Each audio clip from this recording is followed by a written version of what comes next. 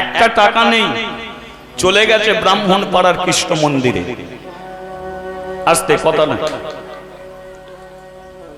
ওপরে পূজারী ব্রাহ্মণ ভগবানকে সেবা দিয়ে দরজা বন্ধ করে দাঁড়িয়ে আছে।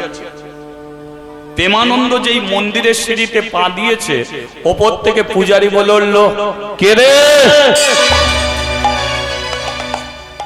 নিচে থেকে বলে উঠল, আমি প্রেমানন্দ। পুরো নামটা বল। প্রেমানন্দ দাস। তাহলে তুই মুচির ছেলে? হ্যাঁ।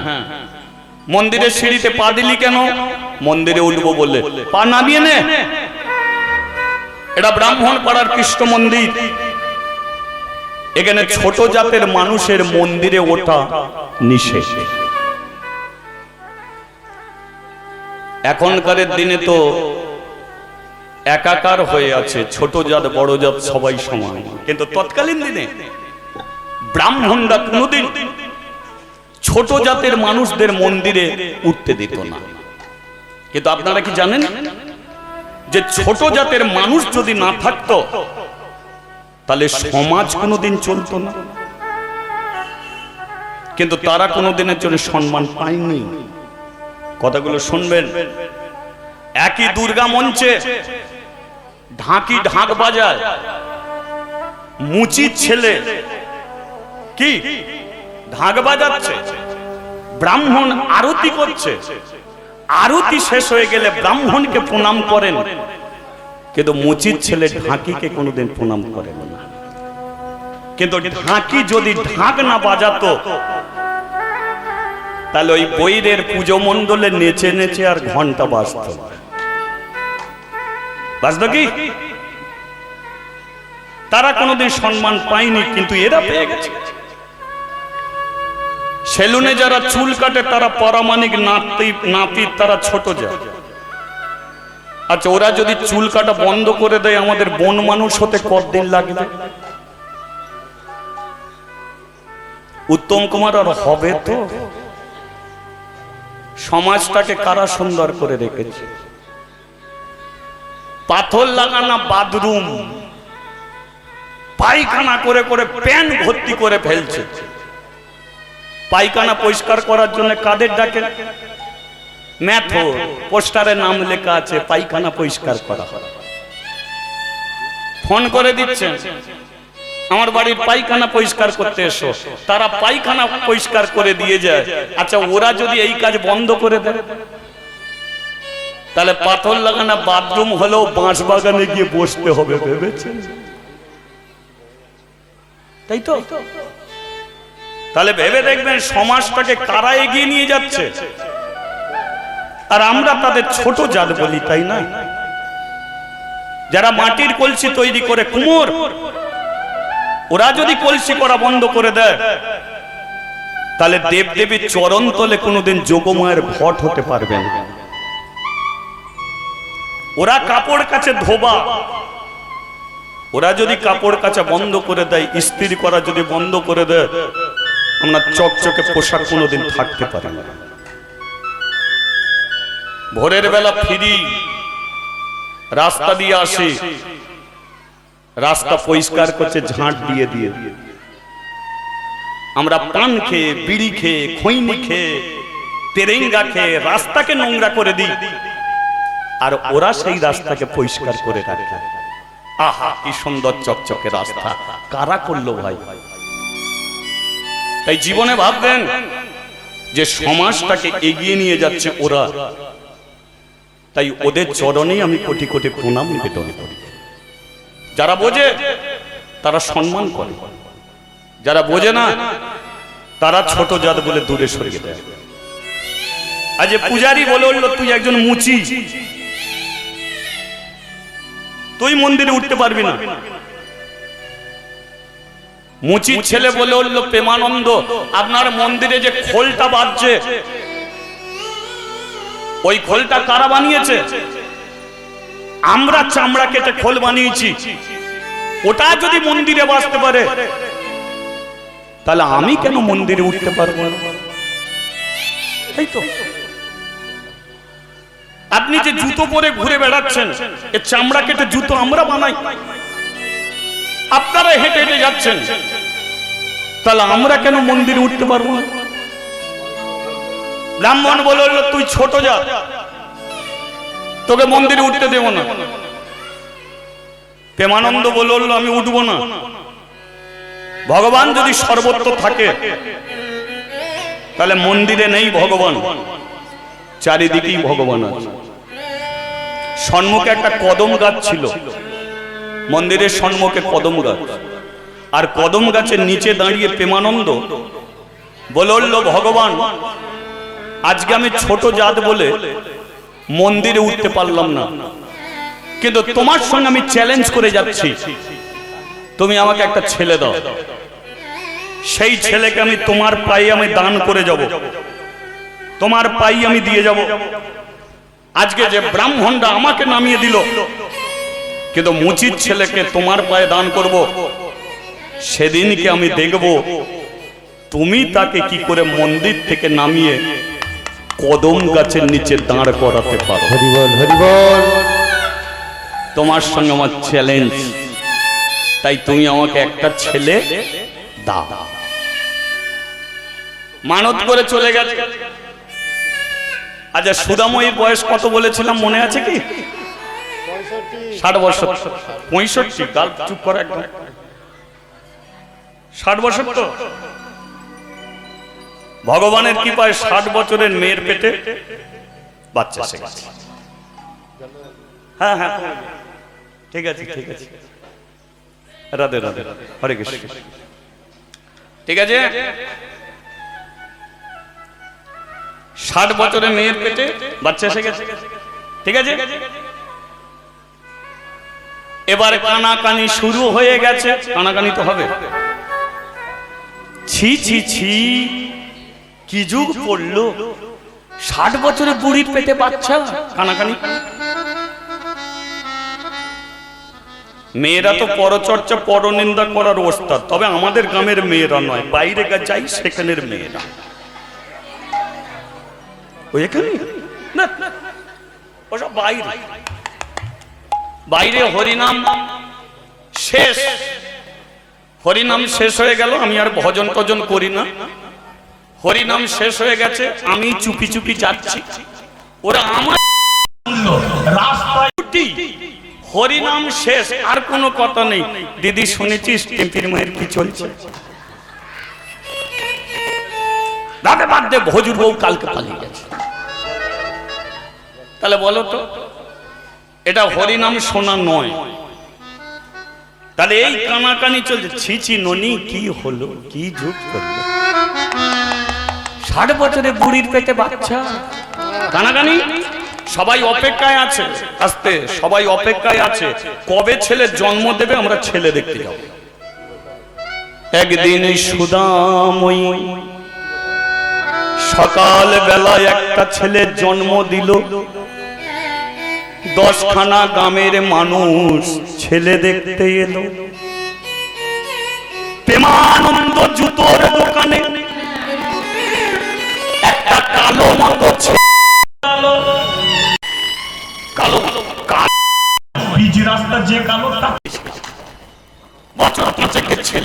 জুতোর দোকানে দাঁড়িয়েছে, দাঁড়িয়ে বলছে ও প্রেমানন্দ,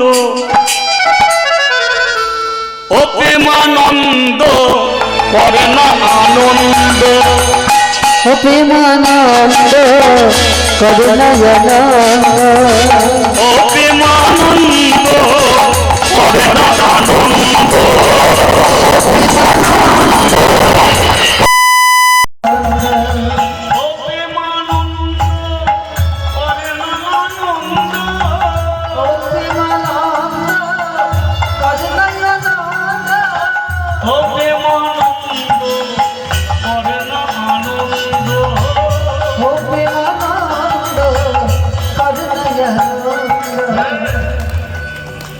আনন্দ পরে করব, আগে আমার নাম ধরে কেন ডাকলি বল?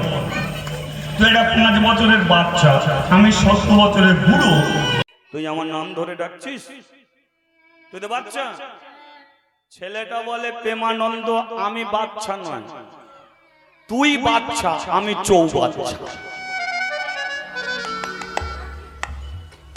প্রেমানন্দ বলে এলি কোথা থেকে? আসতে বলে আমি এসেছি ব্রাহ্মণ পাড়ার কৃষ্ণ মন্দির থেকে। তাহলে আপনারা বলুন তো ছেলেটাকে? প্রেমানন্দ বলে জানিস বাচ্চা, সেদিনকে যদি মন্দিরে উঠতাম না তাহলে তোকে দেখতাম। ছেলেটা বলে উঠতে পারলি ঠিকই, কিন্তু গালাগালি আমাকে কম দিলি। বলে আমি গালাগালি দিয়েছি? তুই বললি না যে ব্রাহ্মণদের আমি তেল মাখাই, উঁচু জাতের মানুষকে আমি ডেকে নিই, তাদের হাতে খাই, সব তো বলছিলিস। প্রেমানন্দ, দোষটা আমি করিনি, দোষটা তুই করেছিস। 25 বছরে বিয়ে করলি আর 70 বছর বয়সে আমার কাছে এলি, আগে তো আসতে পারতিস।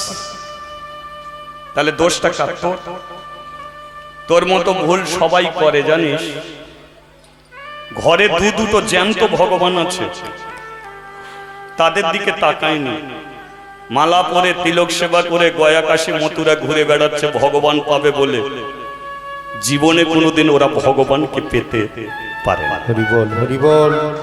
আর ঘরের ভগবানকে সেবা যত্ন করলে গয়া কাশী মথুরায় কোনোদিন যেতে হয় না। তাহলে ঘরের দুটো ভগবান কে আপনারা বলুন তো? মায়ের পেটে লাথি মেরে বাবার চুলের মুঠি ধরে বার করে দিয়ে যদি গয়া কাশী মথুরা ঘুরে বেড়ায়, কোনোদিন ভগবানকে পাবে? পাওয়া যাবে কি? আগে আপনাকে ভাবতে হবে কোন ভগবান আপনার জীবনে সত্য। আপনি ভাবেননি? আপনার ঠাকুর ঘরে ভগবান, আর আপনার সম্মুখে দাঁড়িয়ে আছে দুটো জ্যান্ত ভগবান। বলুন তো, আপনার মাঘ মাসে কনকনে ঠান্ডা, আপনার যখন শরীর খারাপ করেছিল, রাত্রি 12টার পরে ঘরের দুটো জ্যান্ত ভগবান আপনাকে হসপিটালে ভর্তি করেছে, ওই ভগবান কোনোদিন আপনার কাছে আসে? প্রত্যেক দিন আপনার ঘরের ভগবান সারা দিন পরিশ্রম করে এসে বাড়িতে এসে জিজ্ঞাসা করেছে, খোকা ভালো আছে তো? ওই ভগবান কোনোদিন জিজ্ঞাসা করেনি খোকা ভালো আছে তো? করেন? আপনি ভগবানের জন্য এত কিছু করছেন, কোনোদিন নিজের বাবার জন্য একটা 30 টাকা দামি গামছা কিনে আনবেন? দেখবেন সেই বাবা আপনাকে বুকে জড়িয়ে ধরেছে, খোকা এত টাকা নষ্ট করলি, একটা তো গামছা আমার। আচ্ছা আচ্ছা, আর কেন গামছা কিনতে গেলে?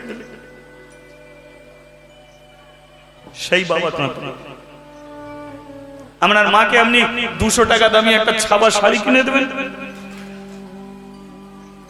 সেই মা নিজে না পড়ে পাড়ার বউদের দেখাবে, জানিস আমার মেয়ে নয়, আমাকে 200 টাকা দামি শাড়ি কিনে দিয়েছে।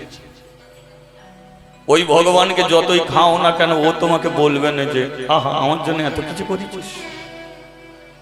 আপনার বাবা মা, বাবা মা এমন একটা বস্তু, অনেক মেয়ে দেখবে বিয়ের পরে বাপের বাড়ি যেতে চায়, ঘন ঘন স্বামীকে বলবে বাপের বাড়ি যাব, কিন্তু বলুন তো বাপের বাড়ির যদি বাপ মা মরে যায় আর বাপের বাড়ি যাওয়ার ইচ্ছা থাকে? থাকে না। কেন থাকে না? কারণ বাবা মা মরার আগে পর্যন্ত মেয়ের বিয়ে দিল, সারা জীবন মেয়ের কথা ভেবে যাবে। কিন্তু দাদা বৌদি ভাইপো ভাই যে সবাই আছে, মেয়ের কথা এটা ভাবে না। তাই ঘরের ভগবানকে কোনোদিন কাঁদিও না। আমার বাবাও নেই, মাও নেই, আমার মন্দিরে একজন বলল যে মরা ছবি রাখা যাবে না। আমি বললাম মরা ছবি রাখা যাবে না মানে? না, যারা মরে গেছে তাদের রাখা যাবে না। আমি কিছুদিন কথাটা শুনলাম, কিন্তু আমি যেখানে কীর্তন করতে যাই, যাওয়ার আগে মন্দিরে উঠে ভগবানকে প্রণাম করি, কিন্তু বাবা মাকে দেখতে পাই না। কারণ বাবা মা মরে গেছে, মরা ছবি রাখা যাবে না। মনটা বড় খারাপ হয়ে যেত। গাড়িতে বসে চিন্তা করতাম যে আমার বাবা মা আমাকে কীর্তন শেখালো, আর বাবা মা মরে গেছে বলে আমি আর মন্দিরে বাবা মাকে রাখতে পারবো না। তিনি আমার গুণীজন না। নিজের বিবেক নিজের বুদ্ধিকে প্রশ্ন করলাম। আমার ড্রাইভারকে বললাম, আমার বাবা মার পুরনো ছবিগুলোকে নতুন করে বাঁধিয়ে দাও তো। নতুন করে বাঁধিয়ে দিল, আমি মন্দিরে দিয়ে দিলাম। এখন কীর্তন করতে যাই, বাবা মাকে প্রণাম করে যাই, বুকটা ভরে যায়। পৃথিবীর কোন জিনিসকে আপনি মানবেন না। কেউ যদি বলে মন্দিরে বাবা মাকে রাখা যাবে না, আপনি রাখবেন। যারা আপনাকে আদর্শ দিয়ে গেছে, যারা আপনাকে খাইয়ে পড়ে বড় করে দিয়ে গেছে, তাদের করে দূরে সরিয়ে কোনোদিন ভগবানকে পাবেন না। দাঁত থাকতে দাঁতের মর্ম আপনি বোঝেন না, কিন্তু চলে গেলে অনুভব করতে পারবেন। এটাই হলো জীবনের আসল সত্য। তাই আমি কোনো কথা শুনিনি, মন্দিরে বাবা মাকে তুলে দিলাম, প্রণাম করে যাই, জীবনে শান্তি পাই। হরি বল, হরি বল। আজকে সেই ছেলেটা বলল, দোষ তুই করেছিস, আমি করিনি। আগে আমার কাছে যেতে পারতিস, তাহলে এত কষ্ট থেকে পেতে হতো না। যা বাড়ি চলে যা, দোকান বন্ধ কর, বাড়ি। এবার প্রেমানন্দ বাড়িতে ফিরছে, আর যারা ছেলে দেখতে এসেছিল তারা বাড়ি যাচ্ছে। বলল, ও প্রেমানন্দ, তুই বাবা হলি রে, বাবা হলি রে, বাবা হলি রে, তুই বাবা হলি রে, বাবা হলি রে, বাবা হলি রে, বাবা হলি রে, তুই বাবা হলি রে, বাবা হলি রে, তুই বাবা হলি রে, বাবা হলি রে, তুই বাবা হলি রে, বাবা হলি রে, তুই বাবা হলি রে, বাবা হলি রে, তুই বাবা হলি রে। ও প্রেমানন্দ করে না আনন্দ, ও প্রেমানন্দ করে না আনন্দ, আর ও প্রেমানন্দ করে না আনন্দ, ও প্রেমানন্দ করে না আনন্দ। বাড়িতে এসেছে, লাইন দিয়ে ছেলে দেখা হচ্ছে। প্রেমানন্দ গিয়ে বলছে, আমি ছেলের বাবা। বলে, তুই লাইনে গিয়ে দাঁড়া। লাইন দিয়ে ছেলে দেখা হচ্ছে, ছেলের বাবা তো লাইনে দাঁড়া। 1000 জনের পেছনে লাইনে দাঁড় করিয়ে দিয়েছে। প্রেমানন্দ বলে, আমার ছেলে, আমি লাইনে। ধর, এই ফাঁকে আমি একটু গুরুদেবের কাছে যাই, আমার ছেলের ভবিষ্যৎ গণনা করে আসি। গুরুদেবের কাছে গেছে, হেসে বলছে, গুরুজি, ও গুরুজি, আমার একটা ছেলে হয়েছে। গুরুদেব বলে, তোর ছেলে হয়েছে না তোর বউয়ের ছেলে হয়েছে, ঠিক করে বল। ছেলে কার হয় বলো তো? তা কি হয়েছে বল। না ছেলে, আচ্ছা ঠিক আছে, কখন হয়েছে? সকাল 7টায়। ছেলেটা কালো হবে। বলে, আমি কালো, ছেলে কালো। ছেলেটা লম্বা হবে, আমি লম্বা, ছেলে লম্বা। ছেলেটা কৃষ্ণ ভক্ত হবে, খুবই ভালো। তারপরেরটা গুরুদেব বলল, তারপরেরটা সর্বনাশ হবে। সর্বনাশ কি হবে? শোন, আজ থেকে 15 দিনের মধ্যে, ওই আজ থেকে 15 দিনের মধ্যে হয় ছেলের বাবা মরে যাবে, তা নয় ছেলের মা মরে যাবে। গুরুদেব গণনা করে বলেছে যে 15 দিনের মধ্যে হয় ছেলের বাবা মরবে, তা নয় মা মরবে।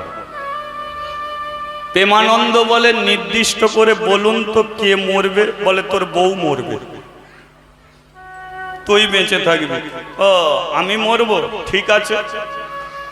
আবার কৃষ্ণ মন্দিরে গেছে, কদম গাছের নিচে দাঁড়িয়েছে, দাঁড়িয়ে ভগবানকে বলল, ছেলে তো দিলি, এমন সর্বনাশ পাকা লিখে। গুরুদেব বলে দিয়েছে আমার বউ মরে যাবে। আমি তোকে বলে দিচ্ছি শোন, 15 দিনের মধ্যে তুই মৃত্যুটা আমার দিবি, আমার বউকে তুই বাঁচিয়ে রাখবি। মৃত্যুটা নিজে চেয়ে নিল। কেন? কারণ একদিনের ছেলেকে মা মানুষ করে নিতে পারে, কিন্তু একদিনের ছেলেকে বাবা মানুষ করতে পারে। তাহলে আমার ছেলের জন্য আমার স্ত্রী প্রয়োজন আছে, আমার প্রয়োজন নেই। যা বলে গেলাম কথাটা শুনবি। বাড়ি চলে এসেছে। সুধাময়ী বলল, কোথা ছিলে এতক্ষণ? বলে এই সর্বনাশ মেটাচ্ছিল। ছেলেটার নাম রাখতে হবে তো? বলে হ্যাঁ। শোন, দুঃখের সংসারে জন্ম তাই হলো দুঃখী, এ বড় কৃষ্ণ ভক্ত হবে তাই হলো কৃষ্ণ। মুচির ছেলে এ হলো দাস, তোর ছেলের নাম হলো দুঃখী কৃষ্ণ। হরি বল হরি বল। এই, শোন, ভগবানের কাছে মানত করে তোর ছেলেকে পেয়েছি। আমি যদি মরে যাই, কথা দে 5 বছর বয়স হয়ে গেলে একে ভগবানের পায়ে দান করে আসবে। কথা দে। স্ত্রী বলে উঠল, আমি কথা দিচ্ছি এর 5 বছর বয়স হয়ে গেলে ব্রাহ্মণ পাড়ার কৃষ্ণ মন্দিরে ভগবানের পায়ে একে দান করে দেবে। এখন তুমি ছেলে নিয়ে বসো, আমি একটু ঘুমিয়ে যাই। প্রেমানন্দ তো মৃত্যু চেয়ে এসেছে। কি ভগবানের বিচার দেখুন, সেই রাত্রিতে ছেলে কোলে নিয়ে বসে আছে। ওই বসে থাকা অবস্থাতেই প্রেমানন্দ ওই রাত্রিতেই মরে গেছে। বাবা মরে আছে, ছেলেটা কাঁদছে। সুধাময়ী ছেলে কাঁদছে বলে কোল থেকে ছেলে নিতে গেছে। প্রেমানন্দ শরীরে হাত ঠেকেছে, আর সুধাময়ী বুঝতে পেরে গেছে যে যেটা হবার সেটা। জুতো দোকানটা বিক্রি হয়ে গেল, কারণ স্বামীর তো সাধ্য শান্তি করতে হবে। রয়ে গেল একদিনের ছেলে, 60 বছরের মেয়ে। 5 বছর ছেলেটাকে করতে হবে, তাই ছেলেটাকে কোলে করে নিয়ে এ বাড়ি ও বাড়ি ভিক্ষে করে। 2 বছরের হয়েছে দুঃখী। একদিন বলল, মা আমি দুধ দিয়ে ভাত খাবো। অভাব কাকে বলে? অভাব। আজকাল দিনের ছেলেরা কোনোদিন অভাব বোঝে না। বোঝে কি? অভাব তারা বুঝেছে যে সামান্য একটু গম ভাঙাতে গেলে আপনাকে 3 কিলোমিটার কাদা ভেঙে ভেঙে কালীনগরে যেতে হবে। অভাব তো তখন, এখন অভাব নেই। এখন কি করে অভাব হবে? একটা 5 বছরের ছেলের হাতে 10,000 টাকার অ্যান্ড্রয়েড ফোন আছে। অভাব হলো সেদিনকে দুঃখী বলছে আমি দুধ দিয়ে ভাত খাবো। মা বলে, দুধ কোথা থেকে পাবো? চাল কেনার পয়সা নেই, দুধ পাবো কোথা থেকে? কোথা থেকে পাবো দুধ? ছেলেটাকে কোলে করে নিয়ে চেপে আছে দুঃখী। নুন ভাত জোগাড় করতে পারিনি, দুধ ভাত খাবো কি করে? হরি বল হরি বল।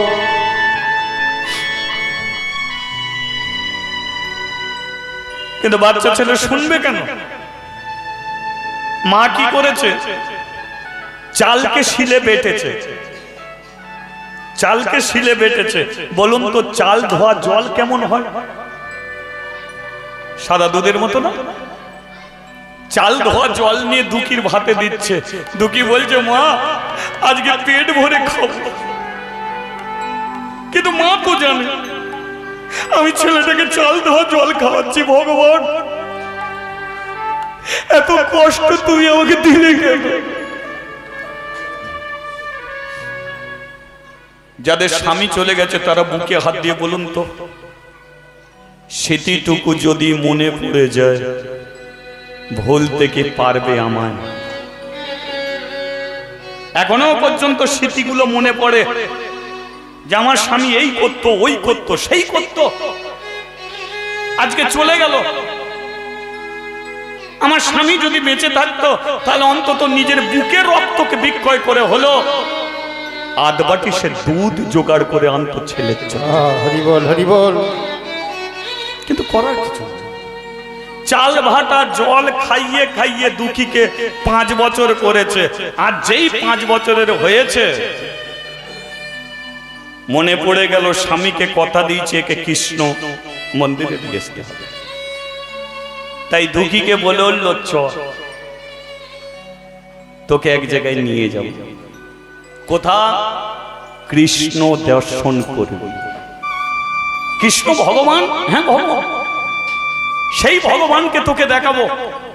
চ বলতে পারেনি যে সারা জীবনের মতো তোকে দিয়ে চলে আসবে।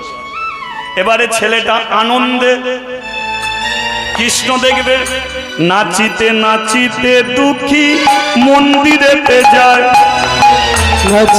উলুধ্বনি মন্দিরে মন্দিরেতে যায়। নাচিতে নাচিতে দুঃখী মন্দিরেতে যায়।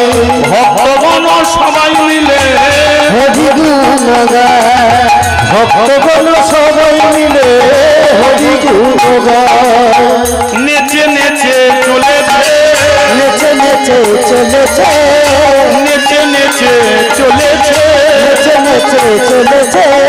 কৃষ্ণ কৃপা পাবে বলে, নেচে নেচে চলেছে। কৃষ্ণ দেখা পাবে বলে নেচে নেচে চলেছে। যাওয়ার পথে একটা বট, ইকোকে কমাচ্ছিস, কমিয়ে রাখবি, ইকোকে পারাবি না একদম। যাওয়ার পথে একটা বট গাছ আছে, আস্তে বট গাছের নিচে দুঃখীকে বসেছে আর বসিয়ে দুঃখীকে জড়িয়ে ধরে কাঁদছে। কেন? কারণ দুঃখী জানে আমি কৃষ্ণ থেকে বাড়ি ফিরবো, কিন্তু মা জানে যে ওকে আমি মন্দিরে দিয়ে চলে আসবো, কোনোদিন আর দুঃখীর সঙ্গে আমি দেখা পাবো। তাহলে দুজনের ভাব আলাদা। দুঃখী নেচে নেচে যাচ্ছে আর মা কেঁদে কেঁদে যাচ্ছে।